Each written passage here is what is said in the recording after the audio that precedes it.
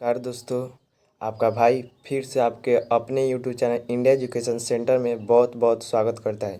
तो जैसे कि आपने थंबनेल में देखा कि आज आपका भाई जो कक्षा 10 जीव विज्ञान का पहला चैप्टर जैव प्रकरण पोषण का द्वितीय प्रश्न में दूसरा नंबर प्रश्न को एकदम बेसिक कॉन्सेप्ट और ट्रिक के साथ और फुल एक्सप्लेनेशन के साथ इस प्रश्न को आपका भाई आज कराएगा, जो आपके दिमाग में सीधा बैठेगा।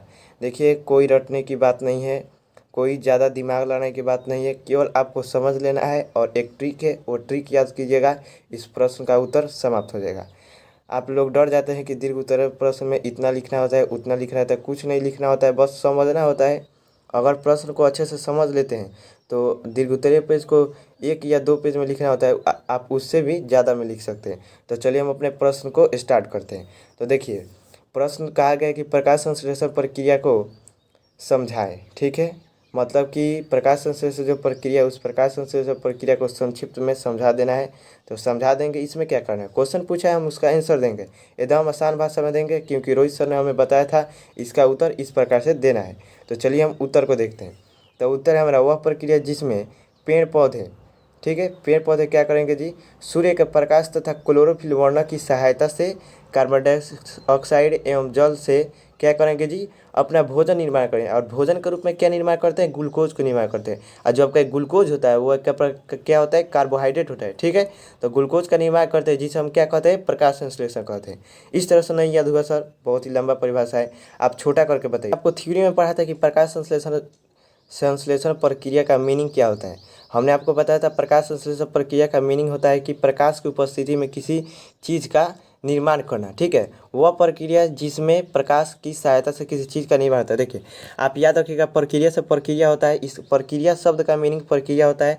संश्लेषण शब्द का मीनिंग जो होता है हिंदी में, जो इसका अर्थ होता है, मतलब होता है, वह होता है निर्माण। ठीक है, अब प्रकाश के मतलब प्रकाश, मतलब वह प्रक्रिया होगा यह जिसमें प्रकाश की सहायता से किसी चीज़ का निर्माण होगा। तो हम जानते हैं कि प्रकाश संश्लेषण की प्रक्रिया किस में होता है, सभी हरे पेड़ पौधे में होता है। तो देखिए, वही लिखे हैं, वह प्रक्रिया जिसमें सभी पेड़ पौधे क्या करेंगे जी, सूर्य के प्रकाश तथा क्लोरोफिल वर्णक की सहायता से कार्बन डाइऑक्साइड एवं जल से अपना क्या करेंगे, भोजन का निर्माण करेंगे। भोजन के रूप में क्या बनाते हैं, आपके ग्लूकोज बनाते हैं, जो एक प्रकार का कार्बोहाइड्रेट है। ठीक है, भोजन के रूप में बनाते हैं ग्लूकोज, और इसका जो परिवहन होता है वो सुक्रोज के रूप में होता है। और यह संचित जो होता है ना, मतलब कि कोनो चीज़ के बचा के रख ले जला, अपनी भाषा में कहते हैं ना, कोनो चीज़ को बचा कर रख लिया जाता है कि वो भविष्य में काम करता है। उसी प्रकार जो ये संचित करके रखते हैं ना, वो संचित स्टार्च के रूप में होता है। ठीक है, तो ये 3 ऑब्जेक्टिव भी आपका क्लियर हो गया।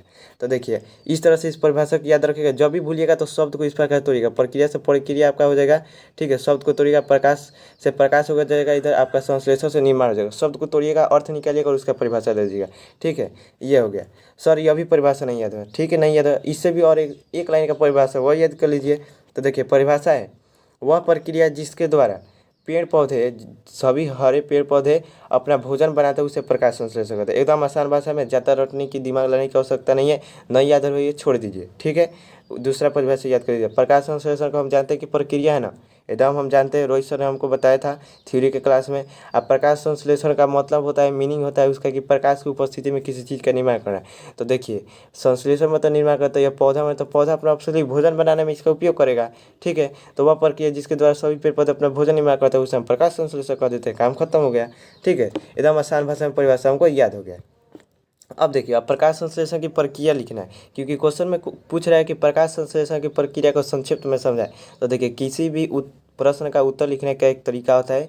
देखिए, अगर आप एग्जाम में प्रश्न का उत्तर एकदम सजा कर लिखते हैं, सही सही शब्दों में लिखते हैं और अच्छे राइटिंग में लिखते हैं ना, 5 नंबर का 5 नंबर मार्क्स मिलता है। कोई कहता है कि हिंदी में मार्क्स कट जाता है, कट कैसे जाता है जी, आप लोग अच्छा से नहीं लिखेगा तो कटेगा नहीं। ठीक है, तो अच्छा से लिखिए, एकदम साफ साफ लिखिए, शब्दों को अच्छे से लिखिए, एक भी शब्द अच्छा से गलती नहीं होना चाहिए और लिखना चाहिए। आपको एकदम 5 में 5 प्रश्न का जो मार्क्स है वो मिलेगा। तो देखिए, हम प्रकाश संश्लेषण प्रक्रिया को समझते हैं। तो देखिए, प्रकाश संश्लेषण का प्रक्रिया का मीनिंग होता है, मतलब होता है कि मतलब प्रकाश संश्लेषण किस प्रकार से हो रहा है।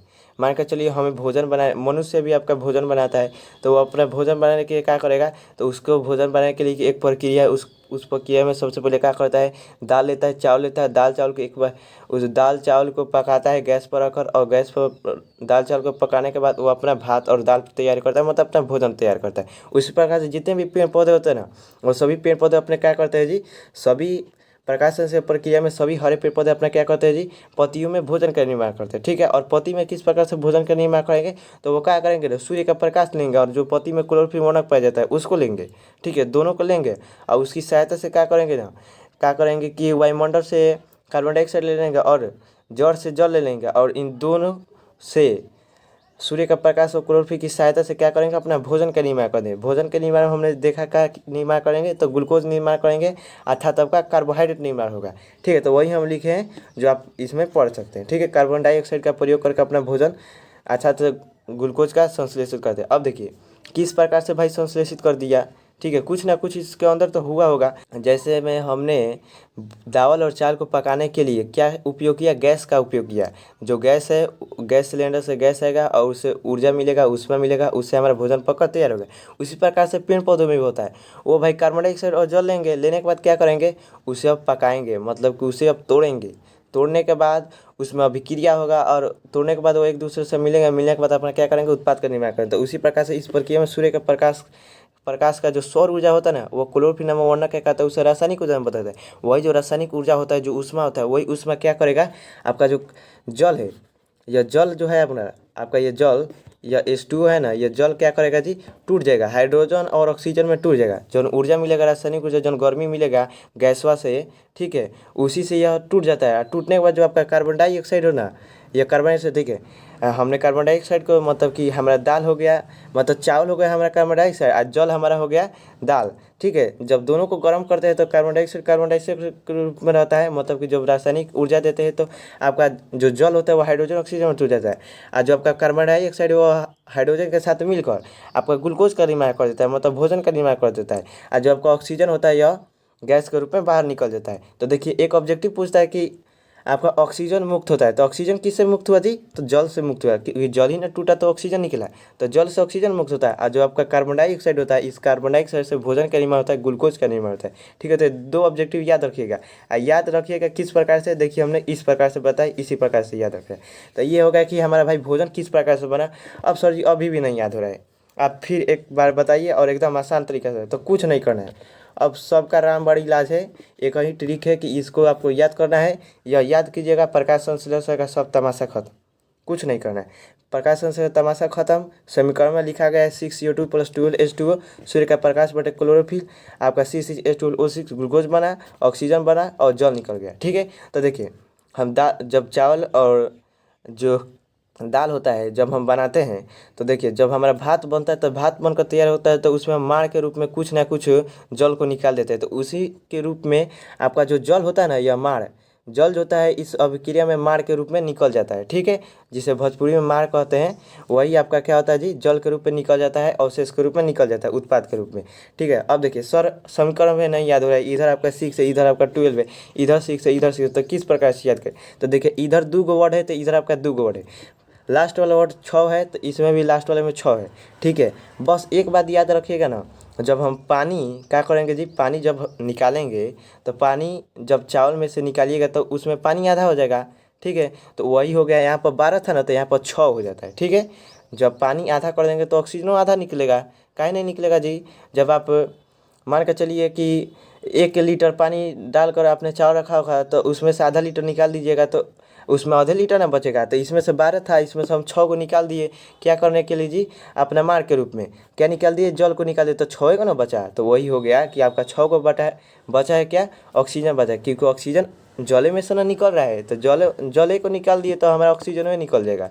जब ऑक्सीजन निकल गया तो 12 था, आधा निकाल दिए जल के रूप में, तो हमारा 6 को ना ऑक्सीजन बचा, मतलब आधा बचा। ठीक है, एकदम सर याद हो गया। अब देखिए आपने एक गाना सुना होगा कि आगे आगे चाहत चली, पीछे पीछे दिल चल पड़ा।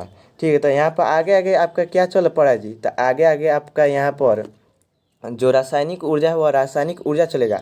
यह हमारा हो गया गैस सिलेंडर, यह हमारा हो गया, यह चावल हो गया, यह हमारा दाल हो गया। तो देखिए आगे आगे ऊर्जा चला, ठीक है, गैस सिलेंडर से ऊर्जा चला। कौन ऊर्जा चला जी?